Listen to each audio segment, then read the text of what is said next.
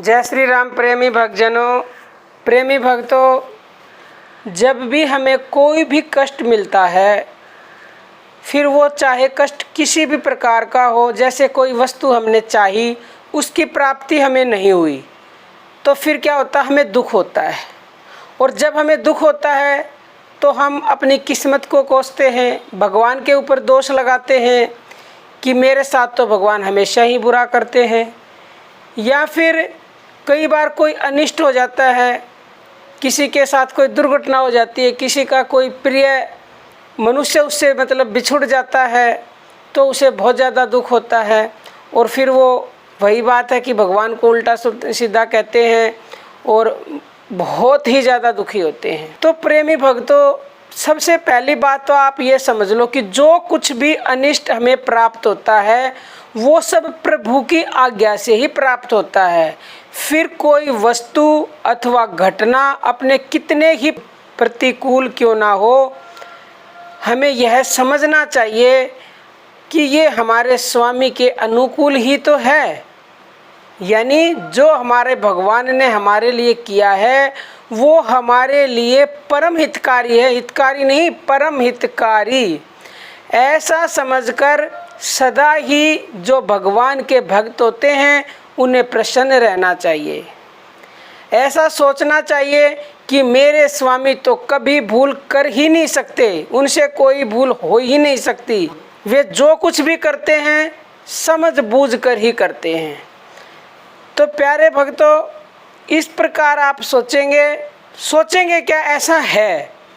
अब हम आपको 6 ऐसे संकेत बताते हैं कि जिनसे स्पष्ट रूप से आप समझ पाएंगे कि परमात्मा हमें कष्ट या दुख या पीड़ा क्यों देते हैं या हमारा अनिष्ट क्यों करते हैं। वो अनिष्ट तो कोई चाहता नहीं है, लेकिन फिर भी परमात्मा कर देते हैं ना। तो वही आज आप समझने की कोशिश करें कि उसमें भी हमारी भलाई है। नंबर 1, जब हमें अपने मन के प्रतिकूल जिस भी दुखदायक पदार्थ की या वस्तु की प्राप्ति होती है तो वह हमारे ही किसी पूर्वकृत अपराध का फल है, क्योंकि भगवान के राज्य में बिना अपराध किसी को दंड नहीं मिल सकता। इस प्रकार हमारे अपराधों का दंड देकर भगवान हमें पाप मुक्त करते हैं। नंबर 2, इस प्रकार की शिक्षा देकर भगवान हमें भविष्य में पाप करने से रोकते हैं। नंबर 3, इस प्रकार कष्ट या दुख देकर भगवान हमारे आत्मा को बलिष्ठ बनाते हैं।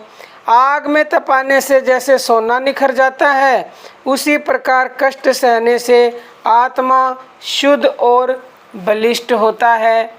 यह सभी का अनुभव है। नंबर 4, कभी कभी हम लोग अपनी भक्ति का झूठा अभिमान करने लगते हैं और वास्तव में भगवान में जैसा विश्वास होना चाहिए वैसा न होने पर भी अपने को विश्वासी मान बैठते हैं। इसलिए इस प्रकार के कष्ट देकर भगवान हमारी परीक्षा लेते हैं और हमें अपनी असली स्थिति का परिचय कराते हैं तथा हमारा अभिमान भंग करते हैं। नंबर 5, हमारे अपराधों का दंड देकर भगवान अपनी न्यायशीलता सिद्ध करते हैं और हमें चेतावनी देते हैं कि मेरे भजन के सहारे पाप में कभी प्रवृत्त न होना, नहीं तो इस प्रकार का दंड फिर से तैयार है। मैं भजन के बल पर या नाम जप के बल पर पाप करने वालों के लिए कोई भी माफ़ी नहीं देता, भगवान ऐसा कहते हैं। नंबर 6, सबसे बड़ा लाभ यह है कि कष्ट में हमें भगवान याद आते हैं। हम लोग संसार के तुच्छ नाशवान भोगों के पीछे भगवान को भूले रहते हैं, इसलिए बीच बीच में कष्ट देकर भगवान हमें चेतावनी देते रहते हैं कि मुझे भूलो मत, नहीं तो बड़ी दुर्दशा होगी। यह मनुष्य शरीर भोगों के लिए नहीं मिला, मुझे प्राप्त करने के लिए मिला है, इसलिए इसे व्यर्थ कामों में न गवाओ। तो प्रेमी भक्तजनों, हम अपनी वाणी को विराम देते हैं। आज के लिए इतना ही। जय श्री राम प्रेमी भक्तजनों।